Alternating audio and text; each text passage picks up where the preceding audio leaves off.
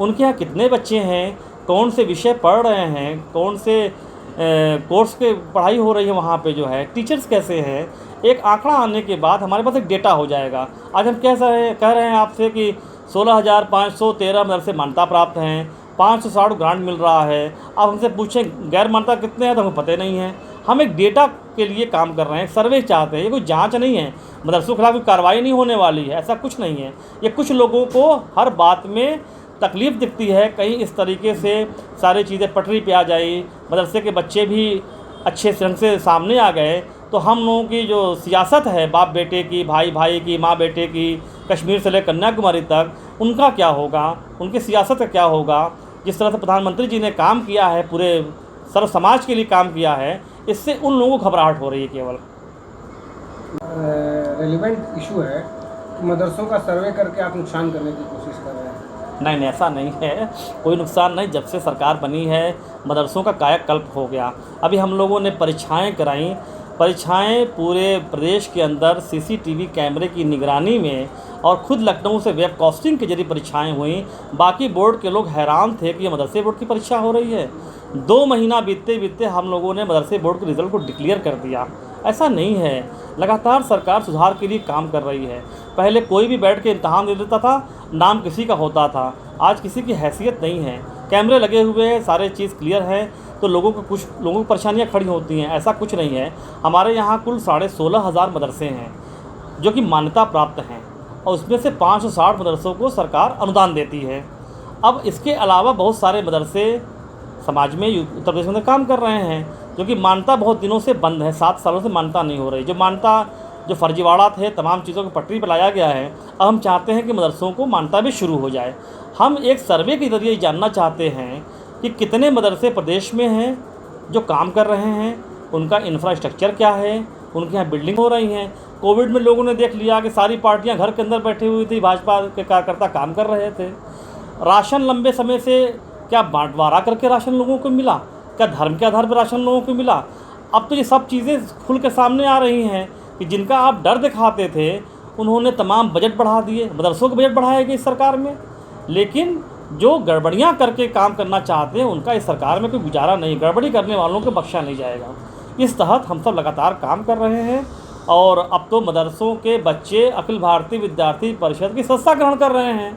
तो अब कुछ लोगों को तो परेशानी होगी ही, वो तरह तरह के आरोप लगाएंगे, ये तो चलेगा। जिस प्रकार से मदरसों को लेकर के अब राजनीति शुरू हो गई है, तो क्या कहना चाहेंगे इस पर? देखिए, जो लोग राजनीति कर रहे हैं ये तो उनसे पूछना चाहिए क्यों ऐसा कर रहे हैं। भाई हम जब से चेयरमैन बने हैं, हमने पूरे प्रदेश के आधे से ज़्यादा ज़िलों का सैकड़ों मदरसों का दौरा किया, और मदरसे ठीक ढंग से काम कर रहे हैं। थोड़ा उनको सुधारने संवारने, उनको थोड़ा गाइडेंस की ज़रूरत है, वो भी चाहते हैं। अभी मैं शाहजहाँपुर गया था, बड़े शानदार ढंग से बच्चों ने जो है ITI के बच्चे थे, बड़े अच्छे साइंस एंड क्राफ्ट की प्रदर्शनी उन्होंने दिखाया हमें। जो है ऐसा नहीं है, टैलेंट बहुत है। हमारा ये सोचना है कि जो लोग इस तरह की भाषा बोलते हैं उनके खुद के बच्चे कहाँ पढ़ते हैं, उनको खुद डॉक्टर बन रहे हैं, खुद वकील बन रहे हैं, तमाम चीज़ें हो रही हैं। मदरसे के बच्चों को चाहते हैं कि वो गर्दन हिलाते रहें और इसी तरह पढ़े रहें। ये पिछड़े समाज के बच्चे हैं, कमज़ोर घरों के बच्चे हैं, जिन्हें कहीं एडमिशन नहीं मिलता, उनका एडमिशन मदरसों में होता है। तो हम चाहते हैं कि जो खुशियाँ हमारे बच्चों को मिल रही है, जो मैनेजमेंट के बच्चों को मिल रही है, सरकार टीचर्स को अच्छी खासी सैलरी दे रही है, उनके बच्चे भी इंग्लिश मीडियम कॉन्वेंट स्कूल में पढ़ रहे हैं। तो मदरसे का बच्चा, जो कमज़ोर घरों का बच्चा है, जो गरीब घर का बच्चा है, जिसके लिए उत्तर प्रदेश की सरकार बहुत सारी फैसिलिटी के साथ लंबे चौड़े बजट दे रही है, तो फिर उनको भी वही खुशियाँ मिलनी चाहिए जो हमारे और मैनेजर और टीचर्स के बच्चे को मिल रही है। सांघिक संगठनों से लोग भी जुड़ा है।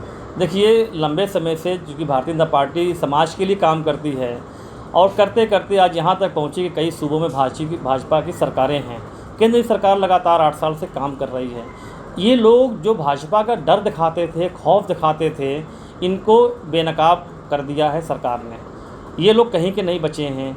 ये लोग अपने भारतीय जनता पार्टी का खौफ दिखा करके मुसलमानों का वोट लेते थे और अपने ख़ानदान को दुरुस्त करते थे। ख़ानदान की तरक्की होती थी, मुसलमान वोट बैंक बनता था।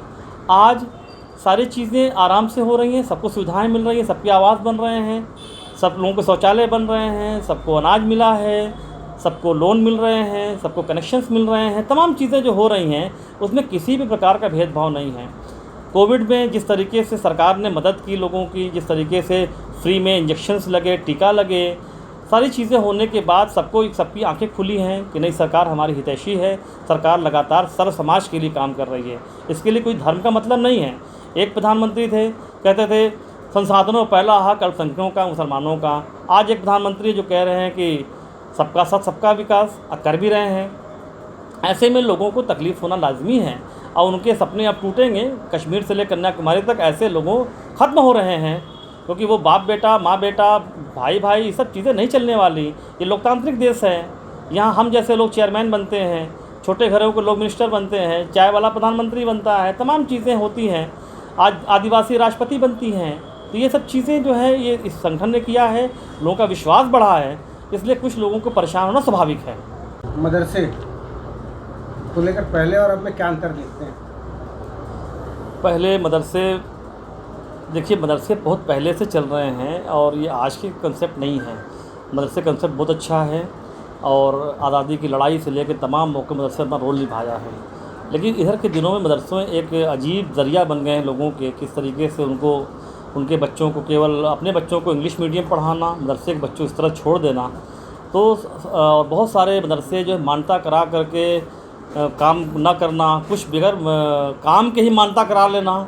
ऐसे में हम लोगों ने, सरकार जब बनी तो उस तक बहुत सारे सुधार किए गए। उसमें एक मदरसा पोर्टल बनाया गया, मदरसे पोर्टल पे सारे मदरसों की डेटा को फिट किया गया।